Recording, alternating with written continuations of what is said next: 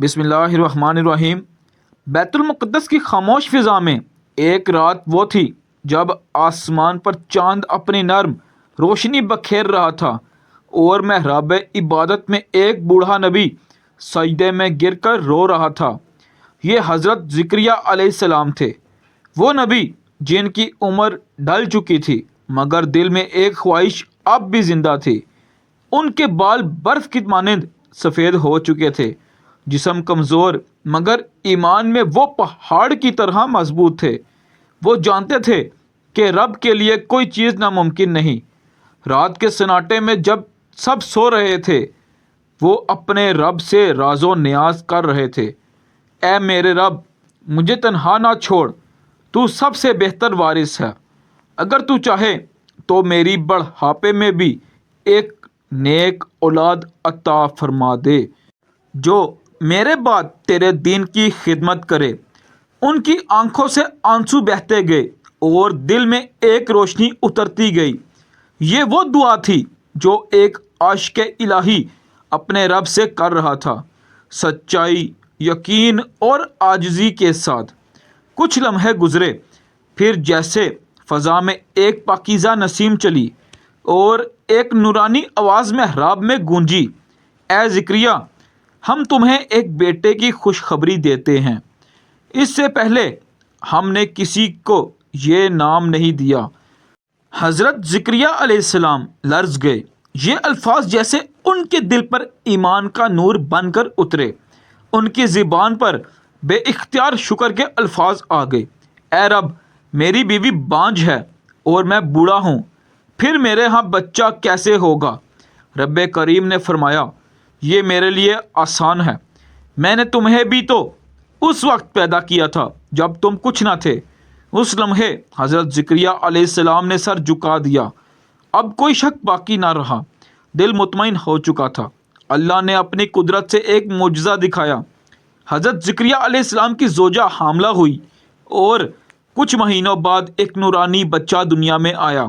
اس کا نام رکھا گیا یحییٰ علیہ السلام۔ وہ بچپن ہی سے نرمی، عبادت اور پاکیزگی کی علامت بن گئے۔ قرآن کہتا ہے، اور ہم نے اسے بچپن ہی میں حکمت عطا کی تھی اور وہ نرم دل اور پرہیزگار تھا۔ حضرت یحییٰ علیہ السلام کا دل دنیا کی رنگینیوں سے بے نیاز تھا۔ وہ اپنی زندگی زہد، سچائی اور نصیحتوں میں گزارتے۔ ان کی آواز میں وہ تاثیر تھی کہ پتھر دل بھی پگھل جاتے۔ وہ لوگوں کو بلاتے، اے بنی اسرائیل، اپنے دلوں کو پاک کرو، اپنے رب کی طرف پلٹ آؤ، وہ تم سے راضی ہو جائے گا اگر تم سچے دل سے توبہ کرو۔ ان کے چہرے پر نور اور لہجے میں سچائی تھی۔ یہ وہ زمانہ تھا جب لوگ گناہوں میں گم ہو چکے تھے، مگر حضرت یحییٰ علیہ السلام کا ہر لفظ انہیں جگانے والا تھا۔ ایک دن جب حضرت یحییٰ علیہ السلام عبادت میں مشغول تھے، حضرت زکریا علیہ السلام ان کے قریب آئے۔ باپ کے چہرے پر اطمینان تھا۔ وہ لمحہ یاد کر رہے تھے جب انہوں نے تنہائی میں دعا کی تھی۔ انہوں نے بیٹے کو دیکھا اور آنکھوں سے آنسو بہنے لگے۔ بیٹا، تم وہ خوشبو ہو جو دعا سے نکلی۔ میں نے رب سے مانگا اور رب نے تمہیں عطا کیا، علم، تقوی اور رحمت کے ساتھ۔ حضرت یحییٰ علیہ السلام نے باپ کا ہاتھ چوم لیا اور نرم لہجے میں کہا، ابا جان، رب کے وعدے ہمیشہ سچے ہوتے ہیں۔ آپ کی دعا نے مجھے جنم دیا۔ اب میں اس رب کے دین کو زندہ رکھنے کے لیے اپنی جان تک قربان کر دوں گا۔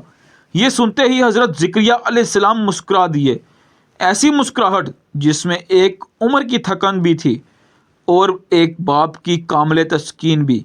حضرت یحییٰ علیہ السلام نے اپنی زندگی میں حق کا پرچم بلند رکھا۔ وہ بادشاہوں کے سامنے بھی سچ بولتے۔ انہوں نے ظلم کے خلاف آواز اٹھائی اور پاکیزگی کا درس دیا، یہاں تک کہ اپنی جان بھی راہ حق میں قربان کر دی۔ مگر ان کا نام آج بھی زندہ ہے کیونکہ وہ دعا کی قبولیت کی نشانی ہیں۔ اور حضرت زکریا علیہ السلام، ان کا ذکر بھی قرآن میں ہمیشہ کے لیے امر ہو گیا، بطور اس بندے کے جو بڑھاپے میں بھی امید اور یقین سے خالی نہیں ہوا۔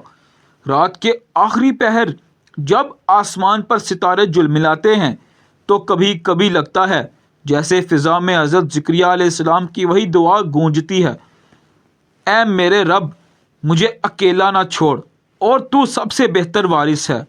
اس دعا کی بازگشت میں حضرت یحییٰ علیہ السلام کے الفاظ اب بھی سنائی دیتے ہیں، حق کے لیے جینا بھی عبادت ہے اور حق کے لیے مرنا بھی عزت ہے۔